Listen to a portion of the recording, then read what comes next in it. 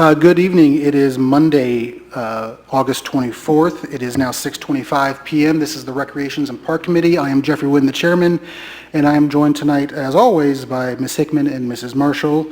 We have three... Westfall. It's okay. Hey, I did it to you last night. She did that to me one time, so now we're even, all right? That's all right. Mrs. Westfall is here, That's all right. and we're happy to have her here. We have 3 items on our agenda tonight. The first one that we'll go to is a recognition to council authorizing the Director of Public Service and Safety to enter into a professional services agreement with American Structure Point for the redesign of the Duke Park Project Phase 1 and 3 at a cost not to exceed $615,000. This has been recommended by the Board of Park Commissioners, and I believe Mr. Davis will be giving us an update on this. Yes, thank you. As you know, the Park and Recreation Master Plan was approved in March of 2026. This identified a comprehensive redesign and expansion project at Duke Park to include sports fields, improved circulation, parking, infrastructure, et cetera. To begin that process, the city solicited proposals through an RFP process from qualified firms. We received 9 proposals. We interviewed 5 firms. The top 5 were interviewed by staff, which narrowed the pool down to 3. 2 park board members joined the evaluation team to select a single firm. The criteria we used to evaluate the firms were listed in the RFP. They included qualifications with relevant experience, comparable projects, communication and engagement strategies, site planning and schematic designs, and ultimately utility and infrastructure recommendations. Staff also followed the ORC process, which is cited in section 153.69, which is titled Evaluating and Selecting Firms, which requires evaluation qualifications, meeting firms, talking about them, their experience. It talks about ranking firms. You have to rank at least 3 firms in that process. Then you negotiate with the top ranked firm, establish fair compensation, and confirm resources and expectations. So utilizing our process and the ORC process, American Structure Point was identified as the most qualified firm, and the Park Board approved that recommendation on August 17th. The agreement before this committee is for phases 1 and 3, which include preliminary design and evaluation of park management and operational needs, with a cost not to exceed $615,000. Phase 2 is not included because that's the final design, the engineering and construction. That can't be done until phases 1 and 3 are complete.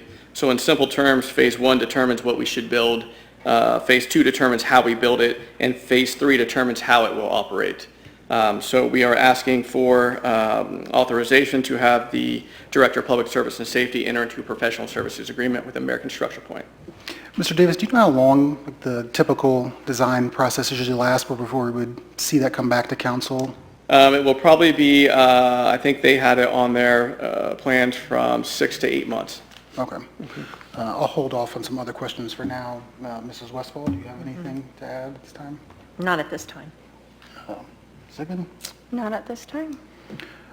Do any other members of council have any questions on this right now?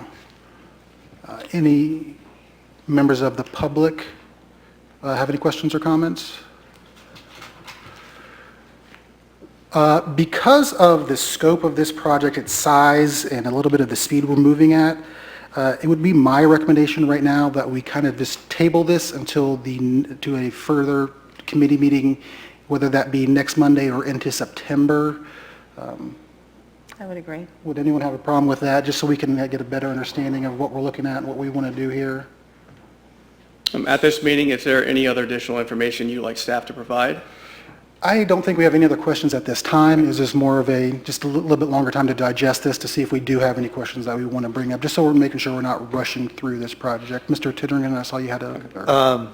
Well, I thought that you had wanted to see the proposal and the presentation that they had made to be able to look at that and review it. You mentioned tabling. We don't, at the committee meeting, we don't table it. You want to refer it to either next week's committee meeting or I guess it would be 3 weeks for the 15th. Is that, Yes, Understanding of I it. thank you for jogging my memory on that, but yeah, briefly what we talked and about. we can provide that to the committee or to all the council, that's fine, information if that's what you'd like to see. That's what I would like to see, yeah. Is everyone on the committee okay with that proposal? I'm okay with that. If you would like Mr. Schilling Oh, to I'm sorry, ask yes. his question. Yes, Mr. Schilling, I'm sorry.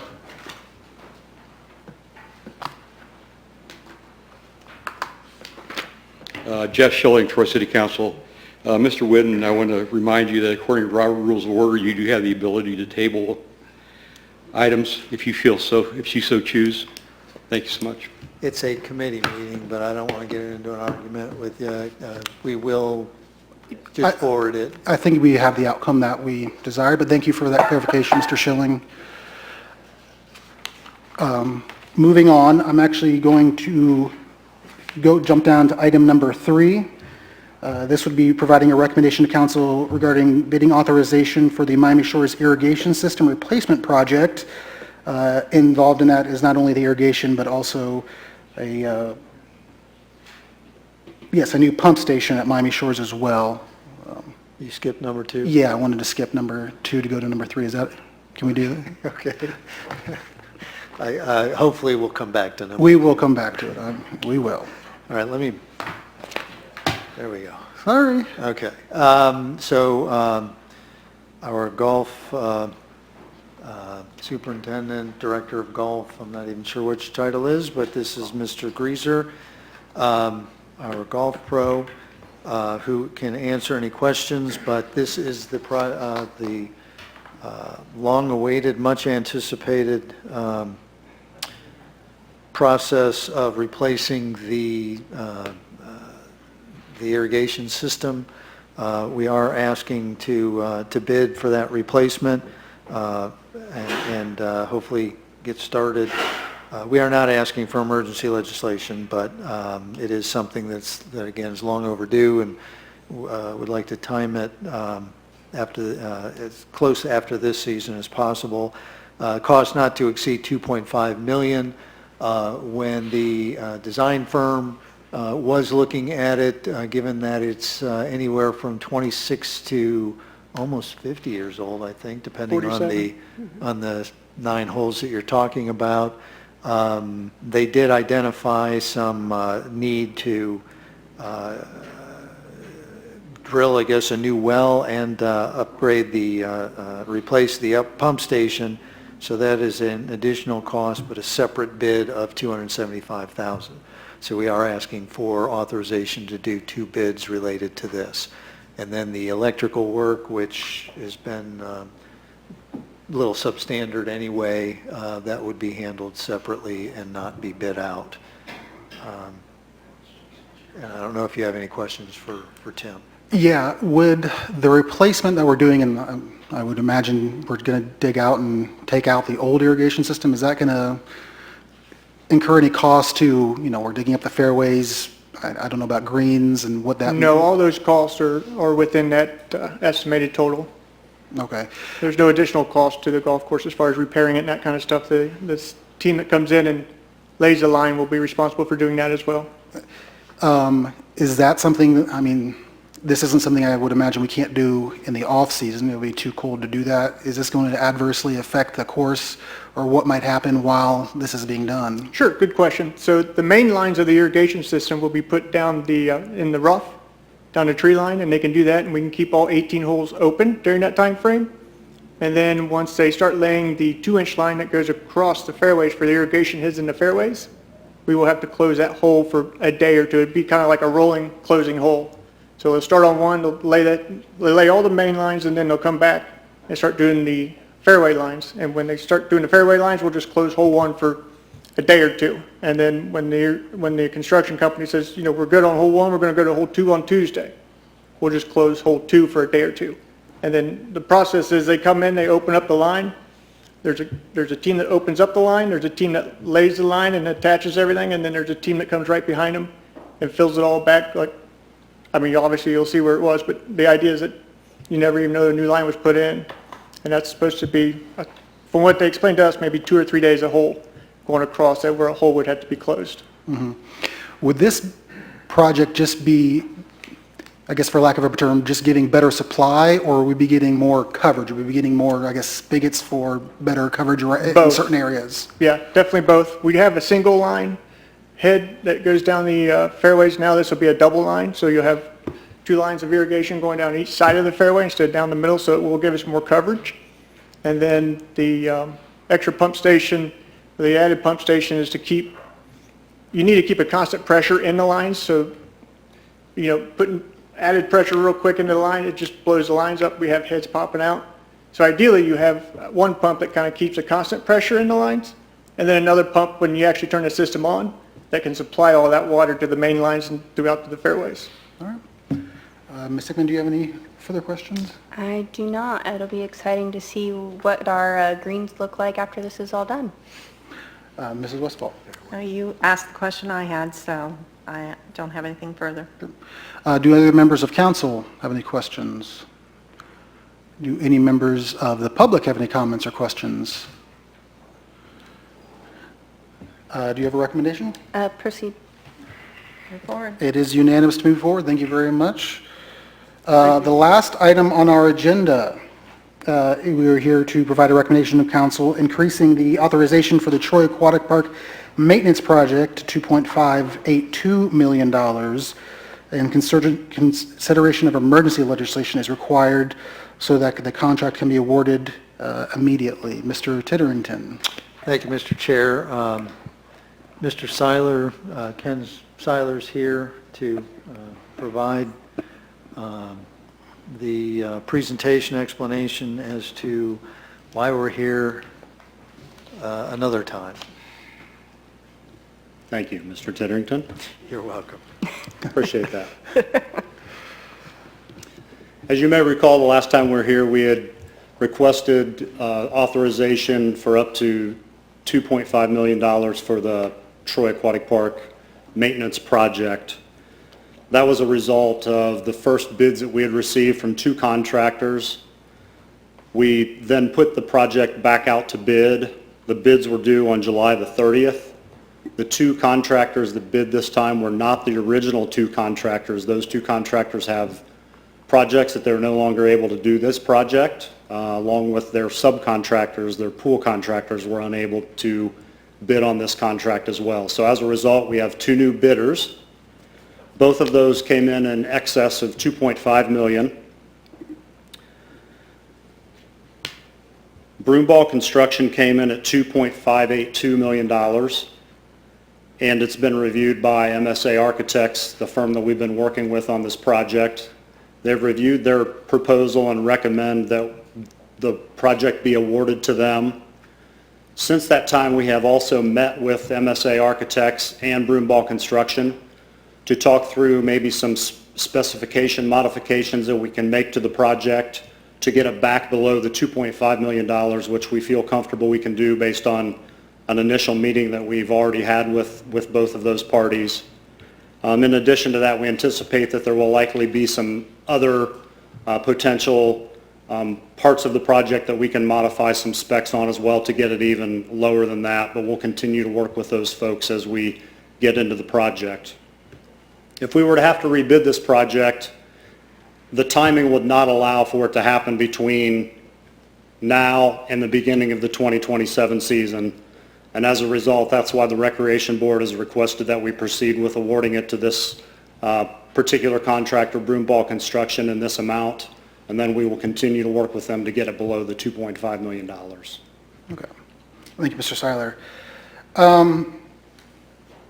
2 things. I stand by my original recommendation that this is an important project, this is a valuable asset to the city, and that has not changed. But I am certainly not happy to be back here a 3rd time discussing the dollar amount for this project and that we can't get it right. The circumstances I understand. I mean, the 2nd time I understood them, I understand them now. They didn't want to rebid. We have to go out and get another contractor to look at this, but it is certainly not something that I'm happy to see back before us again here tonight.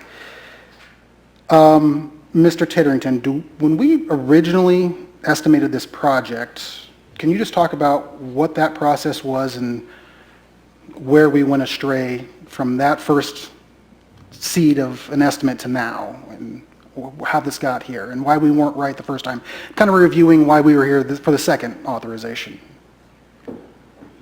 Well, it's not as if we went astray or anything. We didn't just pull numbers out of a hat. I understand.